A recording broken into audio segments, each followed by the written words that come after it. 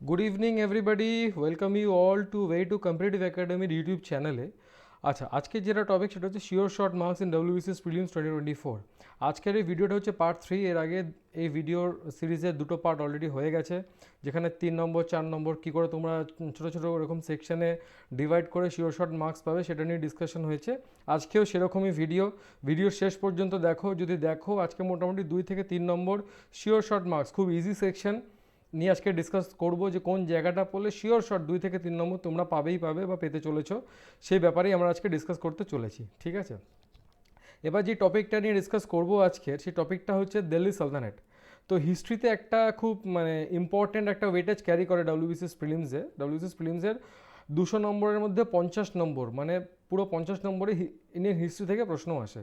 তার মধ্যে মোটামুটি 30 থেকে 32 থেকে 33 কখনো দেখা যায় মডার্ন ইন্ডিয়া থেকে ডিরেক্ট প্রশ্ন কিন্তু দিয়ে দিয়েছে, ফ্রিডম স্ট্রাগল থেকে। তাহলে বাকি যে 50 নম্বরের মধ্যে পার্টটা পড়ে থাকে সেটা হচ্ছে 17 থেকে 20, ম্যাক্সিমাম 20 থেকে 22 নম্বর হয়তো এনশিয়েন্ট অ্যান্ড মিডিয়েভাল, এই দুটো হিস্ট্রির পার্ট থেকে কম্বাইন করে হয়তো প্রশ্ন আসতে পারে বা আসে। জেনারেলি 17 থেকে 20-র মধ্যেই আসে, on an average 30 number modern India থেকে প্রশ্ন আসে।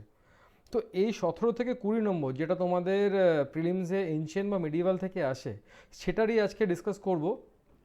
টোটাল হচ্ছে কি না 2 থেকে 3 নম্বর মার্কস তোমরা শিওর শর্ট খুব কম পড়ে, খুব ইজি যে টপিক যেটা পড়লে কিন্তু 2 থেকে 3 নম্বর তোমরা খুব ইজিলি কমন পেয়ে যাবে, সেই টপিকটা নিয়ে কিন্তু আজকে আমরা ডিসকাস করতে চলেছি।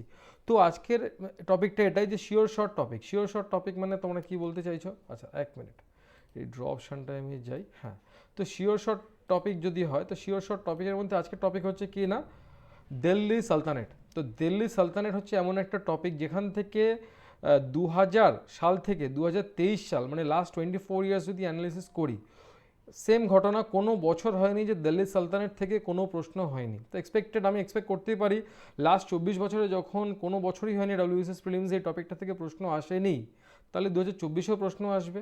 আচ্ছা, অন অ্যান অ্যাভারেজ যদি আমি দেখি যে অ্যাকচুয়ালি কতগুলো প্রশ্ন এসেছিল, টোটাল 61খানা প্রশ্ন এই লাস্ট 24 বছরের দিল্লি সালতানেটের উপরে 61টা প্রশ্ন এসেছে 2000 সাল থেকে 2023 সাল পর্যন্ত, এই 24 বছরে। তার মানে অন অ্যান অ্যাভারেজ কিনা 2.5 করে প্রশ্ন কিন্তু দিল্লি সালতানেট থেকে শিওর শট এসে থাকে। তার মানে অন অ্যান অ্যাভারেজ আমরা ধরে নিতে পারি 2 থেকে 3টে কোশ্চেন, এই যে বললাম যে 17 থেকে 20 নম্বর মিডিয়েভাল হিস্ট্রি আর এনশিয়েন্ট হিস্ট্রি থেকে শিওর শট আসে মোটামুটি, তার মধ্যে থেকে 2 থেকে 3টে প্রশ্ন আমরা খুব ইজিলি এক্সপেক্ট করতে পারি দিল্লি সালতানের এই পার্টটা থেকে। ঠিক আছে, এবার দিল্লি সালতানের এই পার্ট থেকে 2 থেকে 3 নম্বর আসতে পারে। এবার এটা তো জাস্ট এই কথাটা, এবার তোমাদেরকে আমি স্ট্যাটিস্টিক্যালি একদম ডেটা ধরে ধরে দেখাচ্ছি যে কীরকম করে প্রশ্ন আসে। ঠিক আছে, এরকম যদি 2023-এ চলে যাই, 2023-এর পেপারটা যখন আমরা অ্যানালিসিস করেছি, তো অ্যানালিসিস করে দেখা গেছে টোটাল মার্কস 2023-এর প্রিলিমসে দিল্লি সালতানের থেকে 4টে এসেছে, মানে এসেছে বেশ ভালো রকম ওয়েটেজ রাখে। 2022-এ 2টো কোশ্চেন এসেছে, 2021-এ 4টে প্রশ্ন এসেছে। আচ্ছা, 2020-তে দেখা যাচ্ছে কটা না 3টে প্রশ্ন এসেছে। 2019-এ একটা প্রশ্ন এসেছে, 19-এ একটু কম এসেছে, বাট এসেছে কিন্তু মিস হয়নি। প্রশ্ন তোমরা শিওর শর্ট কোশ্চেন কমন পাবেই পাবে, মানে দিল্লি সালতান থেকে কিন্তু কোনোবার হয়নি যে প্রশ্ন আসেনি। 2018-তে 6টা প্রশ্ন এসেছে, 2017-তেও আবার সিমিলারলি 17-তে একটু কম, একটা প্রশ্ন এসেছে, 2016-তে 2টো প্রশ্ন এসেছে, 2015-তে একটা প্রশ্ন এসেছে, 2014-তে একটা প্রশ্ন এসেছে। ঠিক আছে, পরে যদি আবার চলে যাই 2014-র পরে 2013-তে আবার 3টে প্রশ্ন এসেছে, 2012-তে সিমিলারলি 3টে প্রশ্ন এসেছে, 2011-তে 5টা প্রশ্ন এসেছে। দেখো পরপর প্রত্যেকটা বছর, মানে 2023 থেকে আমি শুরু করে 2011 পর্যন্ত চলে এসেছি, কোনোবারে হয়নি যে দিল্লি সালতানের থেকে প্রশ্ন আসেনি। তার মানে এইগুলো হচ্ছে শিওর শর্ট মার্কস, খুব ইজি মার্কস। আর দিল্লি সালতানের থেকে খুব ফ্ল্যাট, খুব ইজি প্রশ্ন করে। এখন অবধি কোনো ডিফিকাল্ট প্রশ্ন, মানে একদম বোল্ট ফ্রম দ্য ব্লু কোনো প্রশ্ন পিএসসি পরীক্ষায় দিয়ে দিয়েছে দিল্লি সালতানের থেকে, এরকম কিন্তু প্রিভিয়াস ইয়ার অ্যানালিসিস করে দেখা যায় না। একদম ফ্ল্যাট প্রশ্ন দিল্লি সালতানের থেকে আসে, আর শিওর শর্ট প্রশ্নও আসে, মানে এই জায়গাগুলো মিস করা যাবে না। একদম গ্যারেন্টেড মার্কস, একদম ছাক্কা নম্বর। 2 থেকে 3 নম্বর তোমরা শিওর শর্ট কমন পাবে, এখান থেকে একদম ছাক্কা নম্বর তুলে বেরিয়ে যেতে হবে। 2010-এ দেখো আবার সিমিলারলি 2টো প্রশ্ন এসেছে, 2009 এসেছে 5টা প্রশ্ন। তাহলে 2009 থেকে 2023 অবধি অ্যানালিসিস করলাম, কোনো বছরে হয়নি দিল্লি সালতানের থেকে প্রশ্ন দেয়নি। তোমরা যদি আরও প্রিভিয়াস ইয়ারে যাও, 2000 সাল থেকে যদি দেখো, 2000 সাল থেকে 2023 সাল পর্যন্ত প্রত্যেক বছর দিল্লি সালতানের থেকে প্রশ্ন এসেছে। তো 2024-এও আশা করা যায় যে ব্যতিক্রম হবে না, 2 থেকে 3টে প্রশ্ন কিন্তু আমরা দিল্লি সালতানের থেকে প্রশ্ন দেখতে পারি। আর দিল্লি সালতানের থেকে যদি তোমরা ফলো করো তো কী এরকম প্রশ্ন আসে, খুব ফ্ল্যাট প্রশ্ন আসে। যেরকম ব্যাটল অফ তারাইন নিয়ে প্রশ্ন আসে, যে কোন সালে ফার্স্ট ব্যাটল অফ তারাইন হয়েছিল, আর কোন সালে সেকেন্ড ব্যাটল অফ তারাইন হয়েছিল। ব্যাটল অফ তারাইনটা কার মধ্যে হয়েছিল, মানে ঘড়ির সাথে যেরকম পৃথ্বীরাজ চৌহানের হয়েছিল, ঠিক আছে। তারপরে তোমার ডিনাস্টি যেগুলো আছে তোমাদের দিল্লি সালতানাতের যে 5টা ডিনাস্টি, সেগুলো পরপরগুলো কী আছে, যেরকম তোমার সেই 5টা ডিনাস্টি সবসময় অনেক সময় ক্রোনোলজি জিজ্ঞাসা করে। রাজিয়া সুলতান থেকে প্রশ্ন থাকে, কুতুবুদ্দিন আইবাক থেকে প্রশ্ন থাকে, বলওয়ান থেকে প্রশ্ন থাকে, ইলতুৎমিশ থেকে খুব প্রশ্ন দেখা যায়, ঠিক আছে। তারপরে খিলজি চলে আসে, আলাউদ্দিন খিলজির মধ্যে তো আলাউদ্দিন খিলজি মারাত্মক একটা ইম্পর্টেন্ট টপিক যেখান থেকে দেয়, ঠিক আছে। তারপরে দেখা যাচ্ছে তোমাদের তুগলাক থেকে দেয়, ফিরোজ শাহ তুগলাক, মোহাম্মদ বিন তুগলাক থেকে মারাত্মক ইম্পর্টেন্ট প্রশ্ন আসে। এইগুলো যেগুলো বলে দিচ্ছি এগুলো একদম শিওর শর্ট টপিক, মানে এখান থেকে কিন্তু কোশ্চেন মানে কমন পাবেই, ঠিক আছে। এটা গেল। তারপরে হচ্ছে তোমার সাইয়াদ ডিনাস্টি থাকে, সাইয়াদ ডিনাস্টি থেকে খুব একটু কম প্রশ্ন থাকে।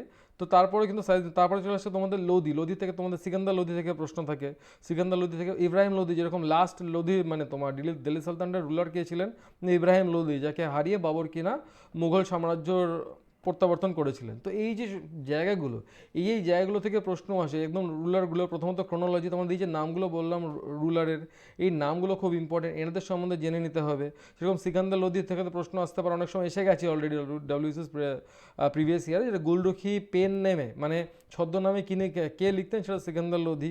আগ্রা শহরের সূচনা কে করেছিলেন, সেটাও সিকান্দার লোধি। এরকম ডিরেক্ট, যেরকম ফিরোজ শাহ তুগলাক খুব একটা ইম্পর্টেন্ট একটা জায়গা। এই ফিরোজ শাহ তুগলাক যেরকম তোমার মিনিস্ট্রি করেছিলেন, স্লেভসের জন্য এরকম ডিপার্টমেন্ট তৈরি করেছিলেন, সেই স্লেভের ডিনাস্টি থেকে কে করেছিলেন, ফিরোজ শাহ তুগলাক করেছিলেন। মোহাম্মদ বিন তুগলাক থেকে মারাত্মক প্রশ্ন আসে, যেরকম ইবন বতুতা থেকে প্রশ্ন এসে গেছিল প্রিভিয়াস ইয়ারে। এগুলো কিন্তু খুব খুঁটিয়ে পড়তে হবে। যেরকম ইবন বতুতা থেকে ডিরেক্ট প্রশ্ন ছিল, উনি কোন দেশ থেকে এসেছিলেন, উনি মরক্কো থেকে এসেছিলেন। এরকম প্রশ্ন করেন যে ইবন বতুতা কার সময় এসেছিলেন, ইবন বতুতা এসেছিলেন কার সময়, না আমাদের মোহাম্মদ বিন তুগলাকের সময় এসেছিলেন। এই সমস্ত যে জিনিসগুলো, তারপর ধরো মানে তোমার সিজদান পাইবোস, এটা কে শুরু করেছিলেন, সিজদান পাইবোস এটা বলবান শুরু করেছিলেন। আলাউদ্দিন খিলজি তো মারাত্মক মানে মার্কেট রেগুলেশন যে পলিসি, সেটা উনি শুরু করেছিলেন। তো এই সমস্ত প্রশ্ন কিন্তু প্রচণ্ড ইম্পর্টেন্ট। আর কয়েকটা দেখা যাবে হার্ডলি এরকম 100 থেকে 120টা পয়েন্টই হয়তো আছে, ওয়ান লাইনার ফর্মেটেও যদি তোমরা পড়ে নাও 2 থেকে 3টে কিন্তু কোশ্চেন কিন্তু তোমরা কমন পেয়ে যাবে। তার মানে খুব কম এফার্টে, মানে 100 থেকে 120টা পয়েন্ট হয়তো ওয়ান লাইনার ফর্মেটে যদি তোমরা পড়তে পারো, সেখান থেকে যদি 2-3টা কোশ্চেন আমরা কমন পেয়ে যাই, ইটস এ ভেরি ইজি, খুব ফ্রি মার্কস, খুব ইজিলি স্কোর করা যায়। এই জায়গাগুলো তোমরা একদম মিস করো না। একদম প্রথম থেকে একদম শুরু করেছি, এখন ডিসেম্বর মাস, একদম ডিসেম্বরের প্রথম দিকে আমি একদম স্ট্র্যাটেজি নিয়ে ডিসকাস করছি। পুরো প্রসেসটা চলবে 200 নম্বর কী করে তোমরা ইজি নাম্বার যে জায়গাগুলো থেকে ফেচ করা যায়, সেইগুলো থেকে আমরা নানান টপিক তুলে আনবো। এরকম প্রচুর ভিডিওস আনবো। ভিডিওগুলোকে লাইক করো, কমেন্ট করো যদি তোমরা পছন্দ করো। এরকম চাও যেরকম আরও স্ট্র্যাটেজি ভিডিও নিয়ে আসি, কী করে ইজি জায়গা থেকে পড়ে তোমরা অনেক বেশি নাম্বার স্কোর করতে পারো, সেরকম ভিডিওস যদি তোমরা চাও তো তোমরা লাইক করো, কমেন্ট করো, কমেন্টে জানাও কীরকম ভিডিও চাইছো। আমরা সেরকম আরও ভিডিও নিয়ে আসবো। আমাদের উদ্দেশ্য একটাই, ওয়ে টু কম্পিটিটিভ একাডেমির, সেটা হচ্ছে যারা তোমরা আমাদের চ্যানেল ফলো করছো, যারা আমাদের উপর ট্রাস্ট রাখছো, তো তোমাদের কোনো মতেই মানে এই যুদ্ধে কোনো মতেই তোমাদেরকে পিছোতে দেবো না। তোমরা কম্পিটিশন সবসময় অ্যাহেড থাকবে way to competitive academy follow করে। আমরা যে স্ট্র্যাটেজি তোমাদেরকে বলবো বা যেরকম ওয়ে আউট বলবো, সেরকম করে যদি তোমরা স্ট্র্যাটেজি বা পড়াশোনা করে যেতে পারো, প্রপারলি ফলো করতে পারো, তোমাদের ডব্লিউবিসিএস প্রিলিমস কিন্তু ক্লিয়ার হবেই হবে। আর সবসময় মাথায় রাখবে যে ডব্লিউবিসিএস প্রিলিমস কিন্তু অ্যাকচুয়ালি ডব্লিউবিসিএস ক্লিয়ার করার মেন পরীক্ষা নয়। মেন পরীক্ষা তো হচ্ছে মেন্স। ডব্লিউবিসিএস প্রিলিমস হচ্ছে একটা টোকেন এক্সাম, যেটা পাস করতেই হবে। পাস করলে মেন্সে বসার অ্যাডমিট কার্ডটা তোমরা পাবে। আসল ডব্লিউবিসিএসে কে কীরকম পোস্ট পাবে, এক্সিকিউটিভ পাবে না গ্রুপ বি ডিএসপি পাবে না সি পাবে না ডি পাবে, সেটা ডিসাইড করে দেয় মেন্সে তোমরা কেমন লিখবে। বাট প্রিলিমস কিন্তু সবাইকে পাস করতেই হবে। প্রিলিমস ইজ আ টিকিট, যেই টিকিট দিয়ে তোমরা কিন্তু ডব্লিউবিসিএস মেন, সুতরাং প্রিলিমস পাস করতেই হবে। কোনোভাবে কিন্তু ডব্লিউবিসিএস প্রিলিমস যে একদম মানে ফেলিওর কোনোভাবেই করা যাবে না, প্রিলিমস পাস করতেই হবে। আর সেইটা পাস করার কী ইজি স্টেপ আছে, স্ট্র্যাটেজিস আছে, সেরকম করে কিন্তু আমরা এরকম রেগুলার স্ট্র্যাটেজি ভিডিও নিয়ে আসবো। আর আজকের ভিডিও এত পর্যন্তই। তোমরা যদি ভালো লেগে থাকে লাইক করো, চ্যানেলটাকে সাবস্ক্রাইব করো। আর আমরা এরকম প্রচুর ভিডিও আনবো, যেখান থেকে পসিবল আমরা ভিডিওস নিয়ে আসবো। তোমাদেরকে নাম্বার যেরকমভাবে ইজিলি স্কোর করানো যায়, সেটা আমাদের আপ্রাণ চেষ্টা থাকবে। ওকে, আজকের ভিডিও এত পর্যন্তই। দেখা হচ্ছে নেক্সট ভিডিওতে। ওকে, গুড বাই, টাটা।